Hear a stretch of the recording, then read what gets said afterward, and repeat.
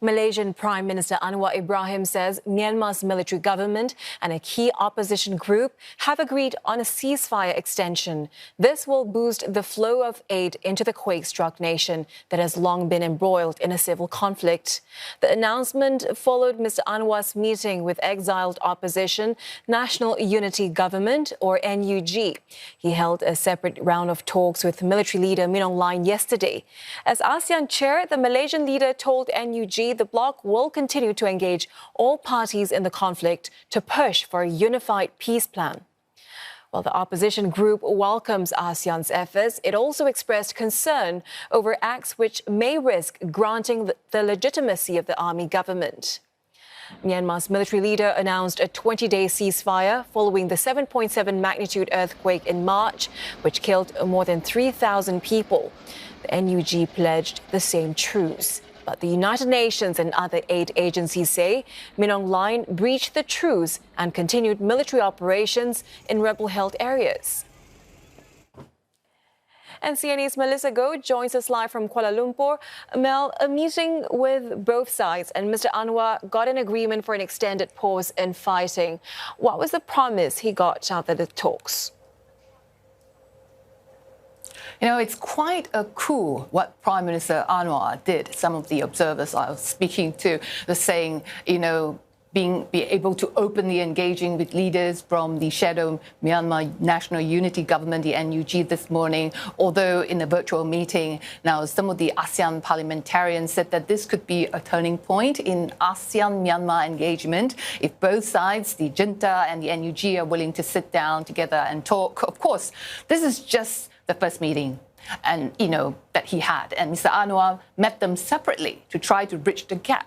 Now, last night, he said that he had a frank and constructive discussion with Myanmar junta Chief General Min Aung Hlaing, who gave him his word that the military will observe the ceasefire in order for the humanitarian aid to reach the disaster-hit areas and to help with the reconstruction. Now, it's a precondition, Mr. Anwar said, and it's non-negotiable.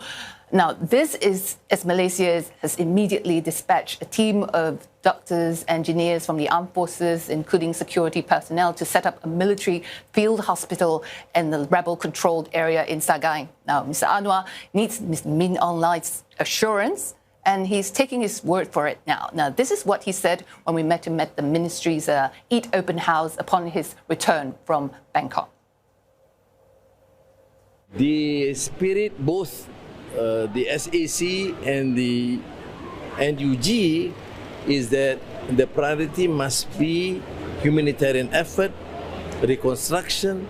Meanwhile, they would do whatever is necessary to avoid any extension of the fighting. Despite this agreement, Mel, there are many concerns around legitimizing the army government. How is Malaysia going to pursue its aim of resolving the ongoing conflict while threading that line?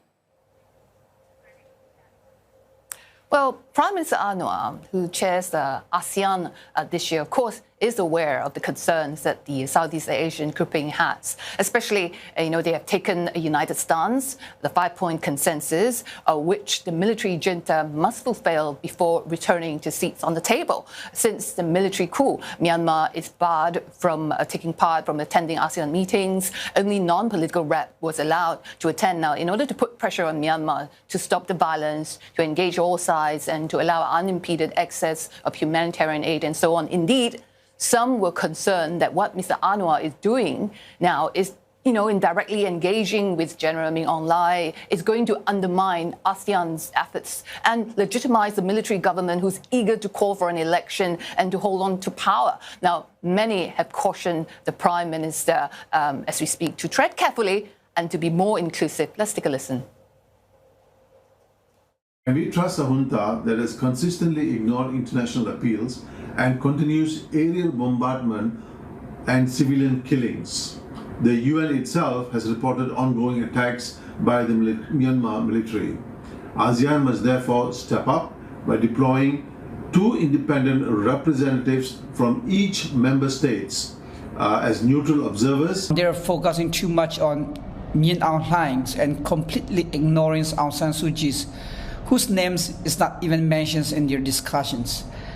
I believe this makes their peace efforts ineffective and slow, which means the people of Myanmar will continue to suffer for a long time.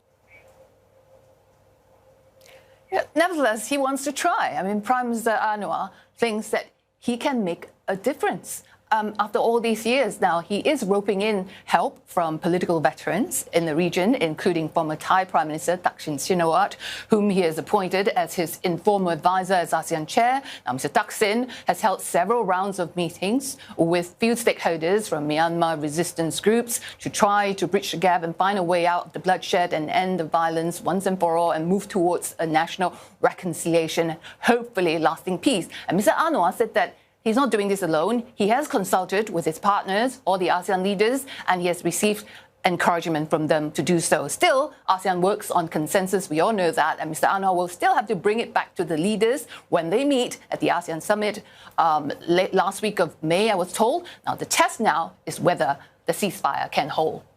Till then. All right, thank you, Mel. CNE's Melissa Go there in the Malaysian capital.